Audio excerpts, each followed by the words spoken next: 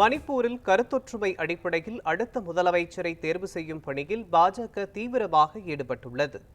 மணிப்பூர் முதலமைச்சராக இருந்த பிரேம் சிங் தனது பதவியை ராஜினாமா செய்தார்.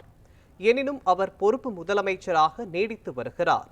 இந்நிலையில் அடுத்த முதலமைச்சரை கருத்தொற்றுமை அடிப்படையில் தேர்ந்தெடுக்கும் நடவடிக்கைகளில் பாஜக இறங்கியிருப்பதாக கூறப்படுகிறது.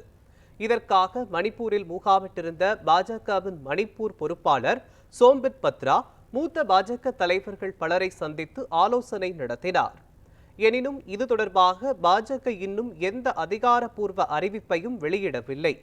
மெய்திகள், குகிகள், நாகாக்கள் போன்ற சமூகங்களிடையே ஏற்றுக்கொள்ளத்தக்க பொதுவான ஒருவரை கருத்தொற்றுமை அடிப்படையில் தேர்வு செய்வதில் பாஜக ஈடுபட்டுள்ளதாக கூறப்படுகிறது.